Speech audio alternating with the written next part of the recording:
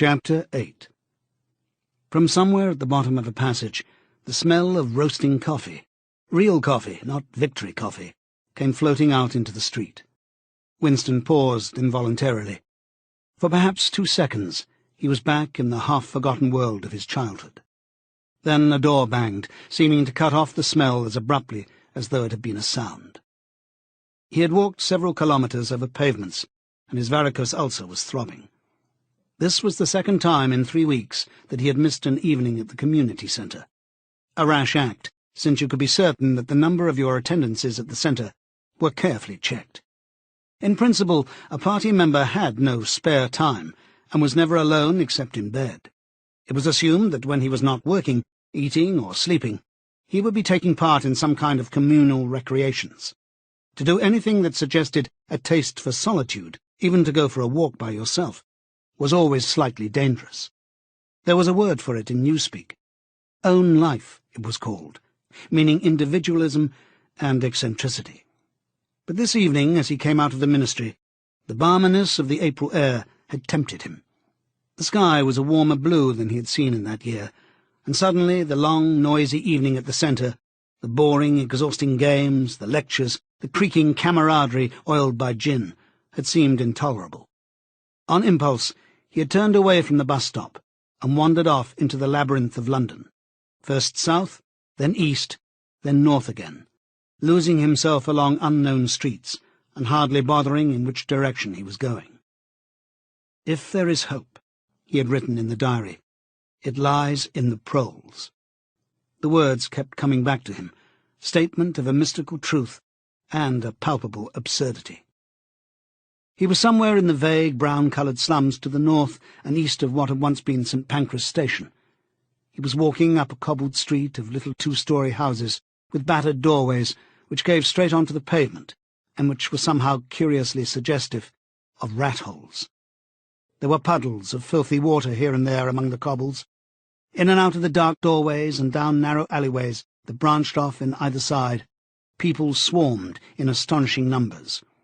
Girls in full bloom, with crudely lipsticked mouths, and youths who chased the girls, and swollen, waddling women who showed you what the girls would be like in 10 years' time, and old, bent creatures, shuffling along on splayed feet, and ragged, bare-footed children who played in the puddles and then scattered at angry yells from their mothers.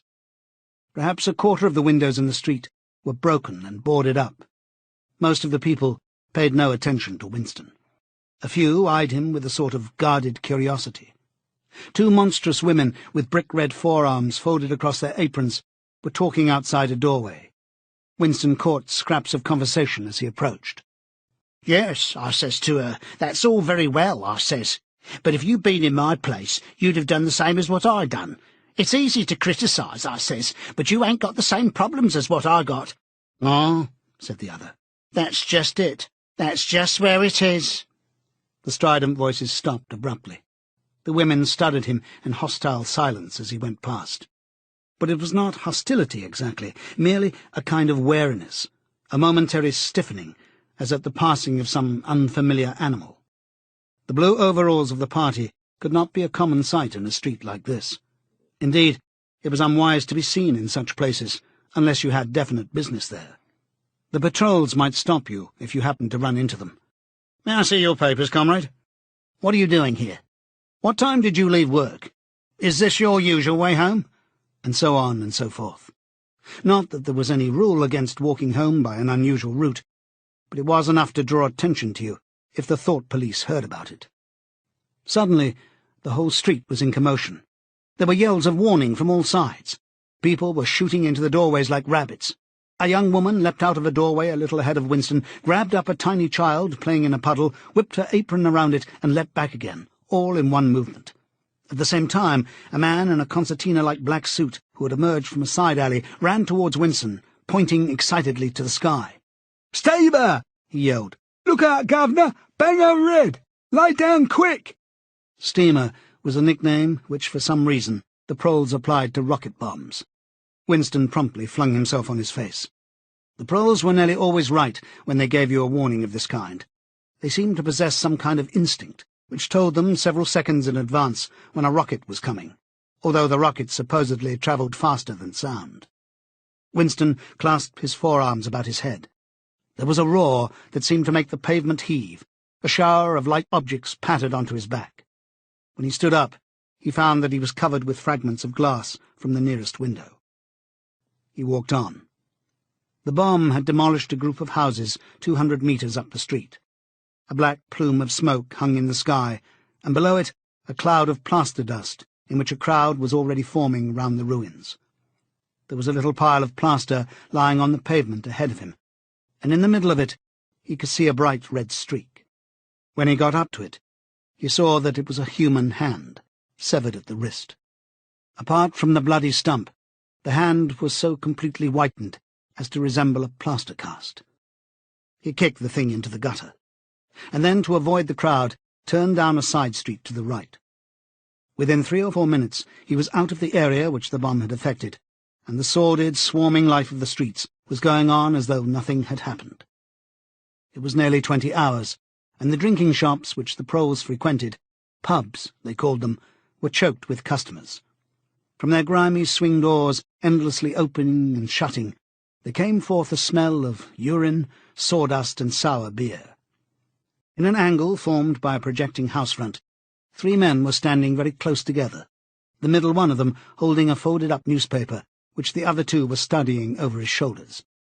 Even before he was near enough to make out the expression on their faces, Winston could see absorption in every line of their bodies. It was obviously some serious piece of news that they were reading. He was a few paces away from them when suddenly the group broke up, and 2 of the men were in violent altercation. For a moment they seemed almost on the point of blows. "Can't you bloody well listen to what I say? I tell you, no number ending in 7 ain't one for over 14 months. "Yes, it has, then." "No, it has not. Back home I got a whole lot of them for over 2 years, wrote down on a piece of paper. I takes them down regular as the clock, and I'll tell you, no number ending in 7. Yes, the 7 has one. I could pretty well near tell you the bleeding number. 407 it ended in. It were in February, 2nd week in February. February, your grandmother. I got it all down in black and white, and I tell you, no number—" "Oh, pack it in," said the third man. They were talking about the lottery. Winston looked back when he had gone 30 metres. They were still arguing with vivid, passionate faces.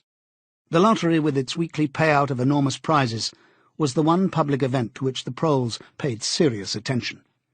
It was probable that there were some millions of proles for whom the lottery was the principal, if not the only, reason for remaining alive.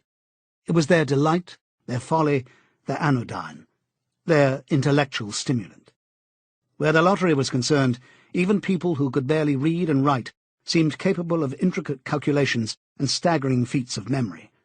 There was a whole tribe of men who made a living simply by selling systems, forecasts, and lucky amulets.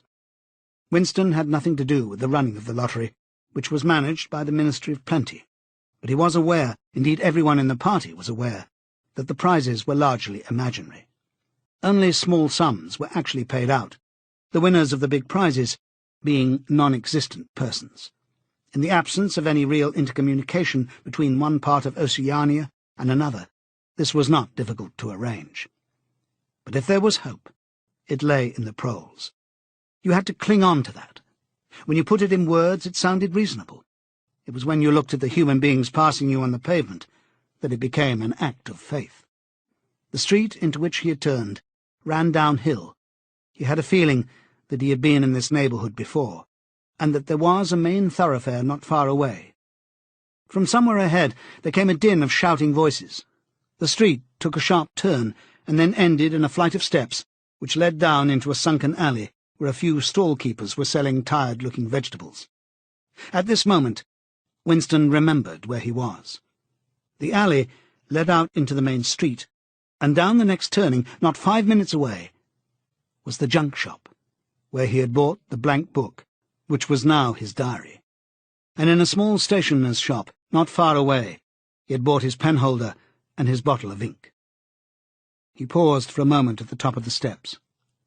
On the opposite side of the alley there was a dingy little pub, whose windows appeared to be frosted over, but in reality were merely coated with dust. A very old man, bent but active, with white moustaches that bristled forward like those of a prawn, pushed open the swing door and went in. As Winston stood watching, it occurred to him that the old man, who must be 80 at the least, had already been middle-aged when the revolution happened. He and a few others like him were the last links that now existed with the vanished world of capitalism. In the party itself, there were not many people left whose ideas had been formed before the revolution. The older generation had mostly been wiped out in the great purges of the 50s and 60s, and the few who survived had long ago been terrified into complete intellectual surrender. If there was anyone alive who could give you a truthful account of conditions in the early part of the century, it could only be a prole. Suddenly, the passage from the history book that he had copied into his diary came back into Winston's mind, and a lunatic impulse took hold of him. He would go into the pub. He would scrape acquaintance with that old man and question him. He would say to him, "Tell me about your life when you were a boy. What was it like in those days? Were things better than they are now, or were they worse?" Hurriedly, lest he should have time to become frightened, he descended the steps and crossed the narrow street. It was madness, of course. As usual, there was no definite rule against talking to proles and frequenting their pubs, but it was far too unusual an action to pass unnoticed. If the patrols appeared, he might plead an attack of faintness, but it was not likely that they would believe him. He pushed open the door, and a hideous, cheesy smell of sour beer hit him in the face. As he entered, the din of voices dropped to about half its volume. Behind his back, he could feel everyone eyeing his blue overalls. A game of darts, which was going on at the other end of the room, interrupted itself for perhaps as much as 30 seconds. The old man, whom he had followed, was standing at the bar, having some kind of altercation with the barman, a large, stout, hook-nosed young man with enormous forearms. A knot of others, standing around with glasses in their hands, were watching the scene. "I asked you civil enough, didn't I?" said the old man, straightening his shoulders pugnaciously. "You telling me you ain't got a pint mug in the old bleeding boozer?" "And what in hell's name is a pint?" said the barman, leaning forward with the tips of his fingers on the counter. "Look at him! Calls himself a barman and don't know what a pint is? Why, a pint's the half of a quart, and there's 4 quarts to the gallon. Have to teach you the ABC next." "Never heard of 'em," said the barman shortly. "Litre and half-litre, that's all we serve. There's the glasses on the shelf in front of you." "I like a pint," persisted the old man. "You could have drawed me off a pint easy enough. Didn't have these bleeding litres when I was a young man." "When you were a young man, we were all living in the tree-tops," said the barman, with a glance at the other customers. There was a shout of laughter, and the uneasiness caused by Winston's entry seemed to disappear. The old man's white-stubbled face had flushed pink. He turned away, muttering to himself, and bumped into Winston. Winston caught him gently by the arm. "May I offer you a drink?" he said. "You're a gent," said the other, straightening his shoulders again. He appeared not to have noticed Winston's blue overalls. "Pint," he said aggressively to the barman. "Pint of wallop." The barman swished 2 half-litres of dark brown beer into thick glasses, which he had rinsed in a bucket under the counter. Beer was the only drink you could get in prole pubs. The proles were not supposed to drink gin, though in practice they could get hold of it easily enough. The game of darts was in full swing again, and the knot of men at the bar had begun talking about lottery tickets. Winston's presence was forgotten for a moment. There was a deal table under the window where he and the old man could talk without fear of being overheard. It was horribly dangerous, but at any rate there was no telescreen in the room, a point he had made sure of as soon as he came in. "He could have drawed me off a pint," grumbled the old man as he settled down behind his glass. "Half-litre ain't enough. It don't satisfy. And a whole litre's too much. Starts my bladder running, let alone the price."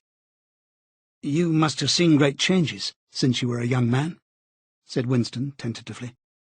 The old man's pale blue eyes moved from the dance-board to the bar, and from the bar to the door of the gents, as though it were in the bar-room that he expected the changes to have occurred. "The beer was better," he said finally, "and cheaper. When I was a young man, Mild beer, wallop we used to call it, was 4p a pint. That was before the war, of course." "Which war was that?" said Winston. "Well, it's all wars," said the old man vaguely.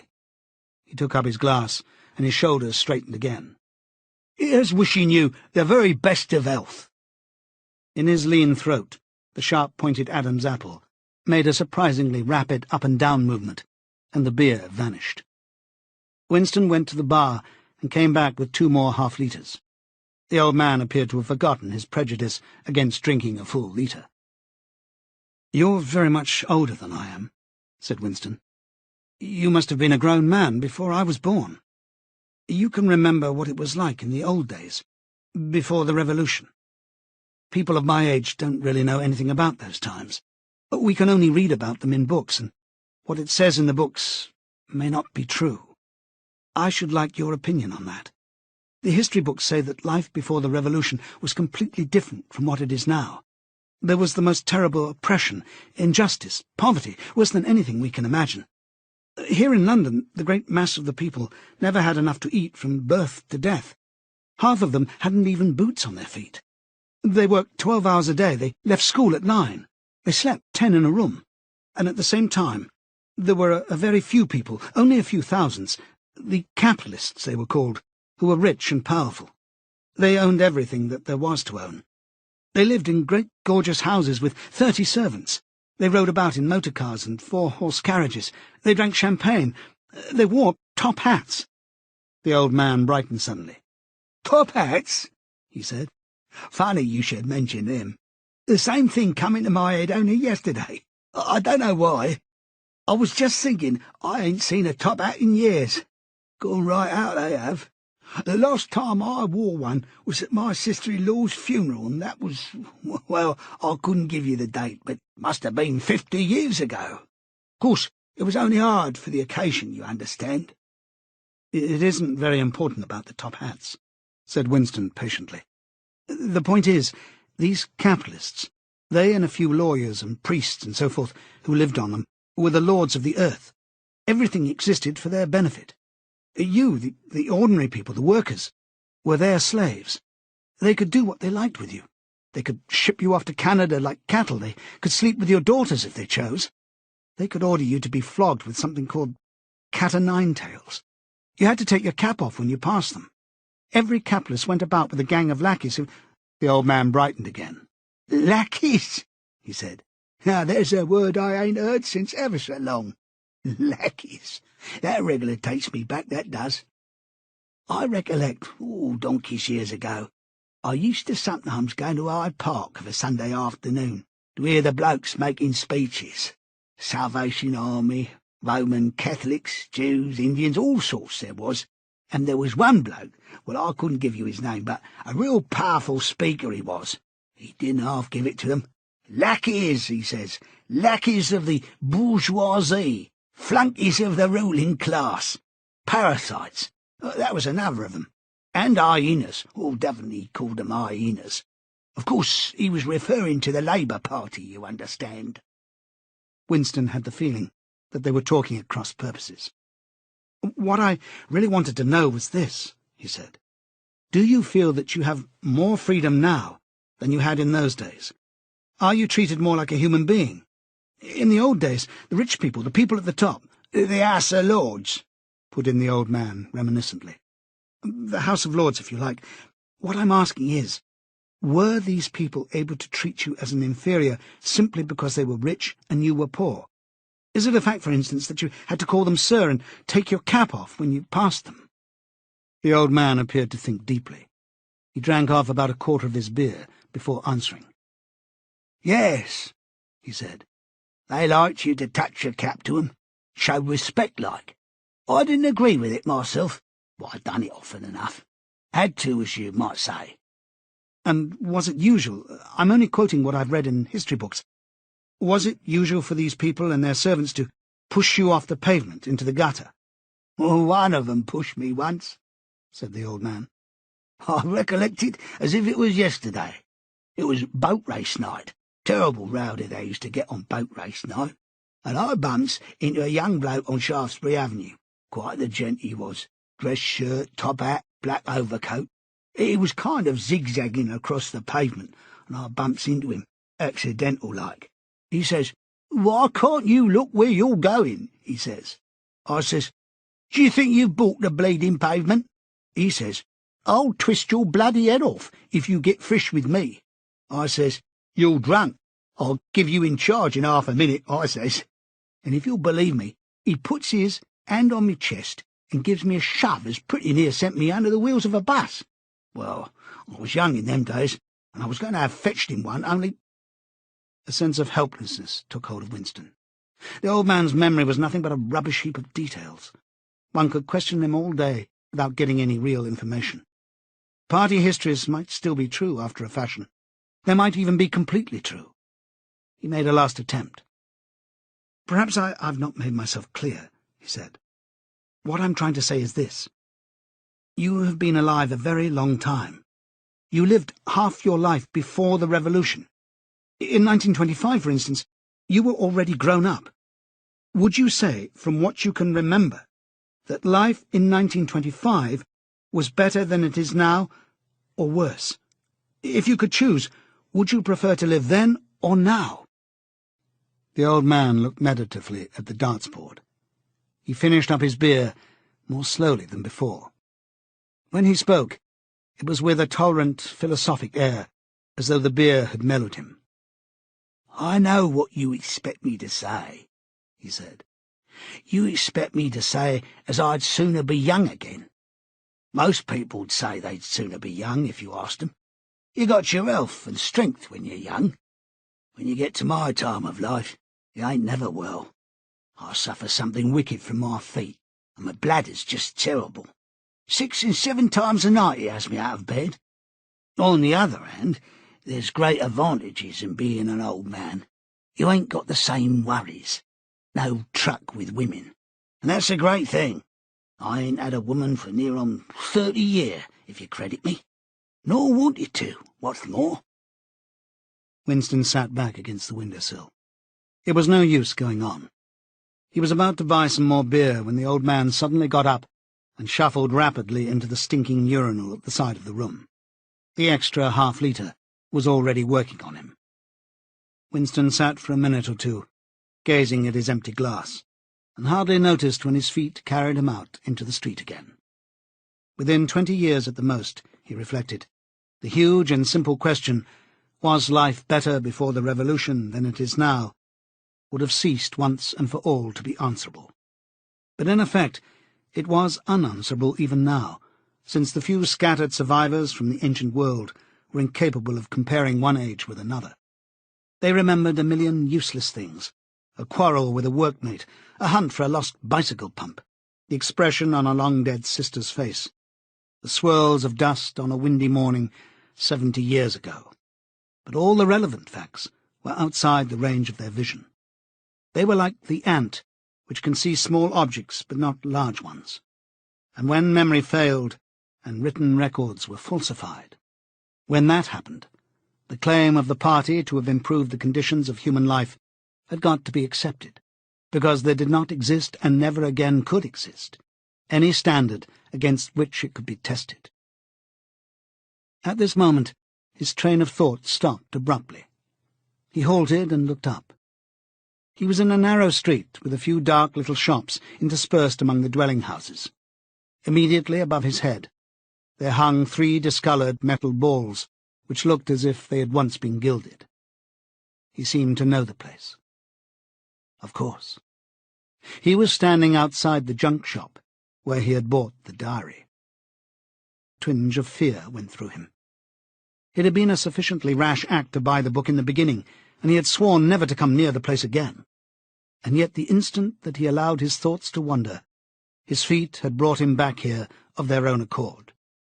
It was precisely against suicidal impulses of this kind that he had hoped to guard himself by opening the diary.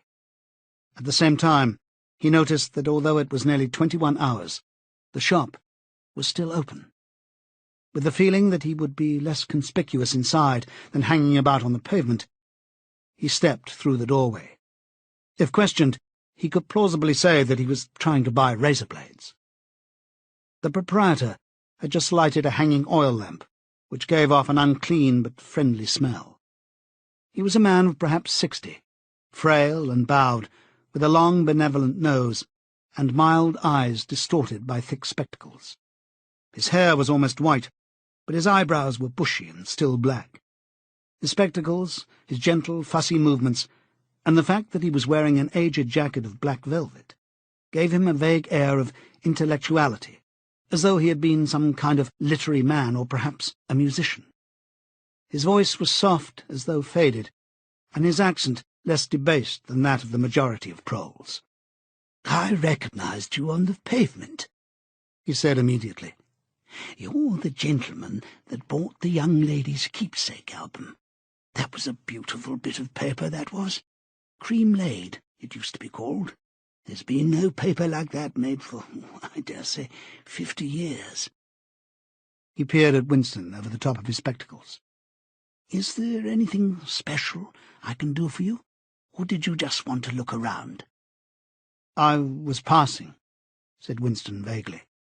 "I just looked in. I don't want anything in particular." It's just as well," said the other, "because I don't suppose I could have satisfied you." He made an apologetic gesture with his soft-palmed hand. "You see how it is. An empty shop, you might say. Between you and me, the antique trade's just about finished. No demand any longer, and no stock either. Furniture, china, glass, it's all been broken up by degrees. Of course, the metal stuff's mostly been melted down. I haven't seen a brass candlestick in years." The tiny interior of the shop was in fact uncomfortably full, but there was almost nothing in it of the slightest value. The floor space was very restricted, because all round the walls were stacked innumerable dusty picture frames. In the window there were trays of nuts and bolts, worn-out chisels, penknives with broken blades, tarnished watches that did not even pretend to be in going order, and other miscellaneous rubbish. Only on a small table in the corner was there a litter of odds and ends, lacquered snuff-boxes, agate brooches, and the like, which looked as though they might include something interesting. As Winston wandered toward the table, his eyes were caught by a round, smooth thing that gleamed softly in the lamplight, and he picked it up. It was a heavy lump of glass, curved on one side, flat on the other, making almost a hemisphere. There was a peculiar softness, as of rainwater, in both the colour and the texture of the glass. At the heart of it, magnified by the curved surface, there was a strange, pink, convoluted object that recalled a rose or a sea anemone. "What is it?" said Winston, fascinated. "That's coral, that is," said the old man. "It must have come from the Indian Ocean. They used to kind of embed it in the glass. That wasn't made less than 100 years ago. More, by the look of it." "It's a beautiful thing," said Winston. "It is a beautiful thing," said the other appreciatively. "But there's not many that'd say so nowadays." He coughed. "Now, if it so happened that you wanted to buy it, that'd cost you $4. I can remember when a thing like that would have fetched £8, and £8 was, well, I can't work it out, but it was a lot of money. But who cares about genuine antiques nowadays, even the few that's left?" Winston immediately paid over the $4 and slid the coveted thing into his pocket. What appealed to him about it was not so much its beauty as the air it seemed to possess of belonging to an age quite different from the present one. The soft, rain-watery glass was not like any glass that he had ever seen. The thing was doubly attractive because of its apparent uselessness, though he could guess that it must once have been intended as a paperweight. It was very heavy in his pocket, but fortunately it did not make much of a bulge. It was a queer thing, even a compromising thing, for a party member to have in his possession. Anything old, and for that matter anything beautiful, was always vaguely suspect. The old man had grown noticeably more cheerful after receiving the $4. Winston realized that he would have accepted 3, or even 2. "There's another room upstairs," that you might care to take a look at," he said. "There's not much in it, just a few pieces. We'll do with a light if we're going upstairs."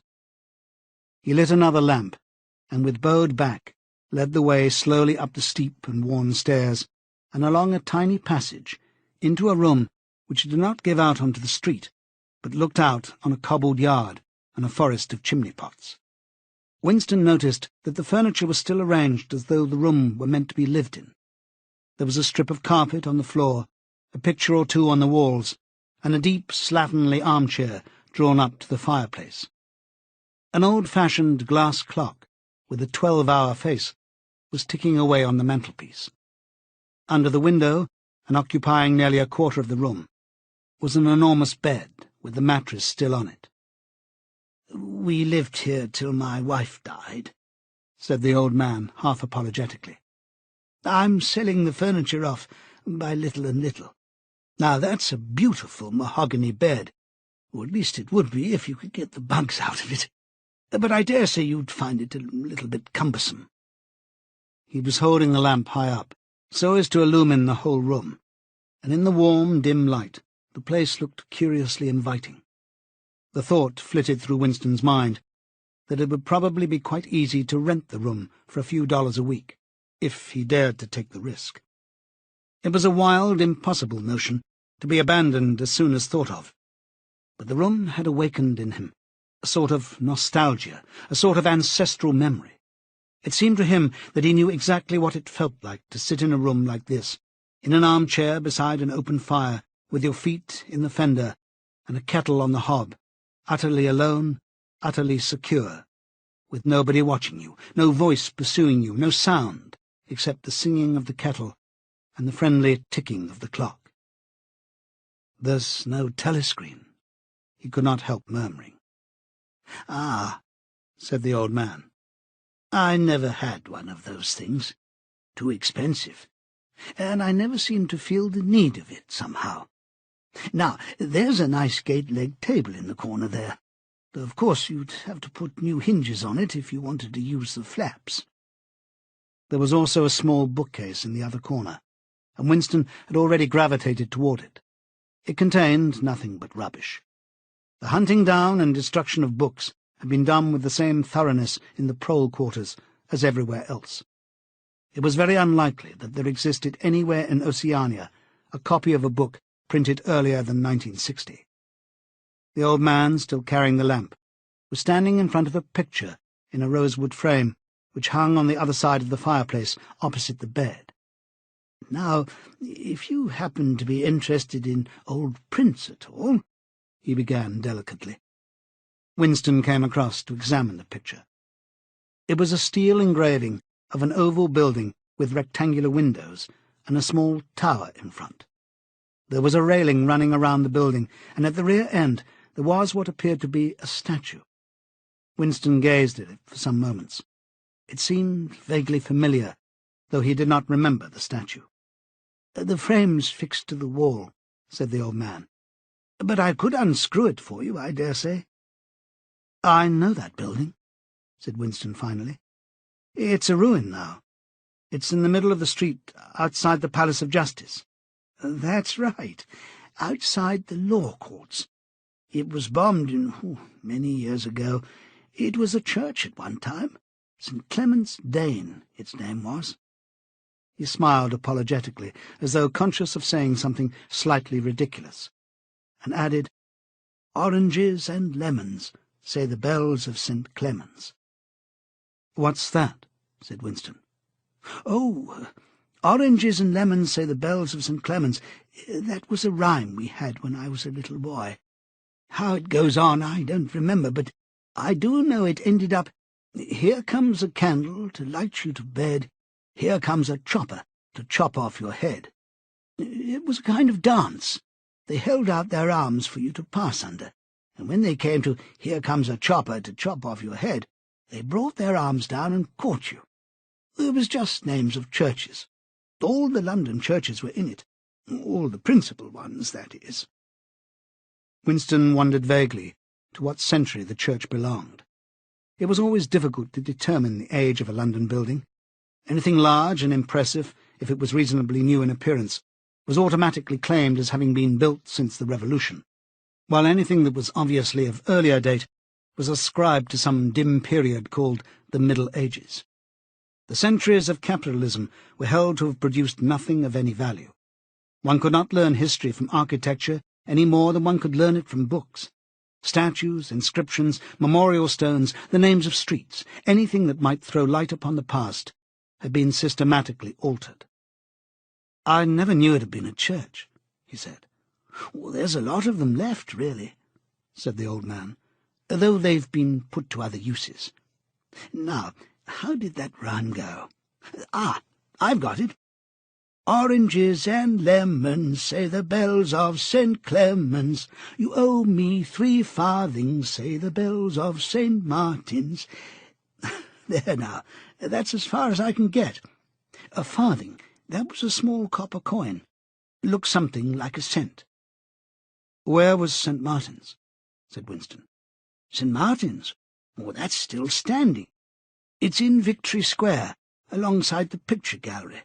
A building with a kind of triangular porch and pillars in front, and a big flight of steps." Winston knew the place well. It was a museum used for propaganda displays of various kinds, scale models of rocket bombs and floating fortresses, waxwork tableaux illustrating enemy atrocities and the like. "St. Martin's in the Fields, it used to be called," supplemented the old man, "though I don't recollect any fields anywhere in those parts." Winston did not buy the picture. It would have been an even more incongruous possession than the glass paperweight, and impossible to carry home, unless it were taken out of its frame. But he lingered for some minutes more, talking to the old man, whose name, he discovered, was not Weeks, as one might have gathered from the inscription over the shop front, but Charrington. Mr. Charrington, it seemed, was a widower aged 63, and had inhabited this shop for 30 years. Throughout that time he had been intending to alter the name over the window, but had never quite got to the point of doing it. All the while they were talking, the half-remembered rhyme kept running through Winston's head. "Oranges and lemons, say the bells of St. Clement's. You owe me 3 farthings, say the bells of St. Martin's." It was curious, but when you said it to yourself, you had the illusion of actually hearing bells, the bells of a lost London that still existed somewhere or other, disguised and forgotten. From one ghostly steeple after another he seemed to hear them pealing forth. Yet so far as he could remember, he had never in real life heard church bells ringing. He got away from Mr. Charrington and went down the stairs alone, so as not to let the old man see him reconnoitring the street before stepping out of the door. He had already made up his mind that after a suitable interval, a month, say, he would take the risk of visiting the shop again. It was perhaps not more dangerous than shirking an evening at the centre. The serious piece of folly had been to come back here in the first place, after buying the diary, and without knowing whether the proprietor of the shop could be trusted. However, yes, he thought again, he would come back. He would buy further scraps of beautiful rubbish. He would buy the engraving of St. Clement's Day, take it out of its frame and carry it home concealed under the jacket of his overalls. He would drag the rest of that poem out of Mr. Charrington's memory. Even the lunatic project of renting the room upstairs flashed momentarily through his mind again. For perhaps 5 seconds, exultation made him careless, and he stepped out onto the pavement without so much as a preliminary glance through the window. He had even started humming to an improvised tune. "Oranges and lemons, say the bells of St. Clement's. You owe me 3 farthings, say the—" Suddenly his heart seemed to turn to ice and his bowels to water. A figure in blue overalls was coming down the pavement not 10 meters away. It was the girl from the fiction department, the girl with dark hair. The light was failing, but there was no difficulty in recognizing her. She looked him straight in the face, then walked quickly on as though she had not seen him. For a few seconds, Winston was too paralyzed to move. Then he turned to the right and walked heavily away, not noticing for the moment that he was going in the wrong direction. At any rate, one question was settled. There was no doubting any longer that the girl was spying on him. She must have followed him here, because it was not credible that by pure chance she should have happened to be walking on the same evening up the same obscure back street, kilometres distant from any quarter where party members lived. It was too great a coincidence. Whether she really was an agent of the thought police, or simply an amateur spy actuated by officiousness, hardly mattered. It was enough that she was watching him. Probably she had seen him go into the pub as well. It was an effort to walk. The lump of glass in his pocket banged against his thigh at each step, and he was half-minded to take it out and throw it away. The worst thing was the pain in his belly. For a couple of minutes he had the feeling that he would die if he did not reach a lavatory soon. But there would be no public lavatories in a quarter like this. Then the spasm passed, leaving a dull ache behind. The street was a blind alley. Winston halted, stood for several seconds, wondering vaguely what to do, then turned round and began to retrace his steps. As he turned, it occurred to him that the girl had only passed him 3 minutes ago, and that by running he could probably catch up with her. He could keep on her track till they were in some quiet place, and then smash her skull in with a cobblestone. The piece of glass in his pocket would be heavy enough for the job. But he abandoned the idea immediately, because even the thought of making any physical effort was unbearable. He could not run. He could not strike a blow. Besides, she was young and lusty, and would defend herself. He thought also of hurrying to the community centre and staying there till the place closed, so as to establish a partial alibi for the evening. But that too was impossible. A deadly lassitude had taken hold of him. All he wanted was to get home quickly, and then sit down and be quiet. It was after 22 hours when he got back to the flat. The lights would be switched off at the main at 23:30. He went into the kitchen and swallowed nearly a teacupful of Victory gin. Then he went to the table in the alcove, sat down, and took the diary out of the drawer. But he did not open it at once. From the telescreen, a brassy female voice was squalling a patriotic song. He sat staring at the marbled cover of the book, trying without success to shut the voice out of his consciousness. It was at night that they came for you. Always at night. The proper thing was to kill yourself before they got you. Undoubtedly some people did so. Many of the disappearances were actually suicides. But it needed desperate courage to kill yourself in a world where firearms or any quick and certain poison were completely unprocurable.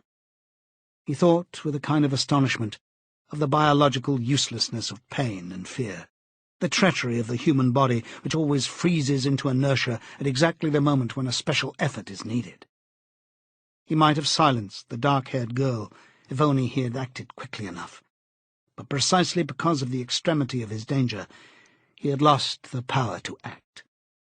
It struck him that in moments of crisis one is never fighting against an external enemy, but always against one's own body. Even now, in spite of the gin, the dull ache in his belly made consecutive thought impossible. And it is the same, he perceived, in all seemingly heroic or tragic situations. On the battlefield, in the torture chamber, on a sinking ship. The issues that you are fighting for are always forgotten, because the body swells up until it fills the universe, and even when you are not paralyzed by fright or screaming with pain, life is a moment-to-moment struggle against hunger or cold or sleeplessness, against a sour stomach or an aching tooth. He opened the diary. It was important to write something down. The woman on the telescreen had started a new song. Her voice seemed to stick into his brain like jagged splinters of glass. He tried to think of O'Brien, for whom or to whom the diary was written, but instead he began thinking of the thing that would happen to him after the thought police took him away. It would not matter if they killed you at once. To be killed was what you expected. But before death, nobody spoke of such things, yet everybody knew of them. There was the routine of confession that had to be gone through, the grovelling on the floor and screaming for mercy, the crack of broken bones, the smashed teeth and bloody clots of hair. Why did you have to endure it, since the end was always the same? Why was it not possible to cut a few days or weeks out of your life? Nobody ever escaped detection, and nobody ever failed to confess. When once you had succumbed to thought crime, it was certain that by a given date you would be dead. Why then did that horror, which altered nothing, have to lie embedded in future time? He tried, with a little more success than before, to summon up the image of O'Brien. "We shall meet in the place where there is no darkness," O'Brien had said to him. He knew what it meant, or thought he knew. The place where there is no darkness was the imagined future, which one would never see, but which, by foreknowledge, one could mystically share in. But with the voice from the telescreen nagging at his ears, he could not follow the train of thought further. He put a cigarette in his mouth. Half the tobacco promptly fell out onto his tongue, a bitter dust which was difficult to spit out again. The face of Big Brother swam into his mind, displacing that of O'Brien. Just as he had done a few days earlier, he slid a coin out of his pocket and looked at it. The face gazed up at him, heavy, calm, protecting. But what kind of smile was hidden beneath the dark moustache? Like a leaden knell, the words came back at him. War is peace. Freedom is slavery. Ignorance is strength.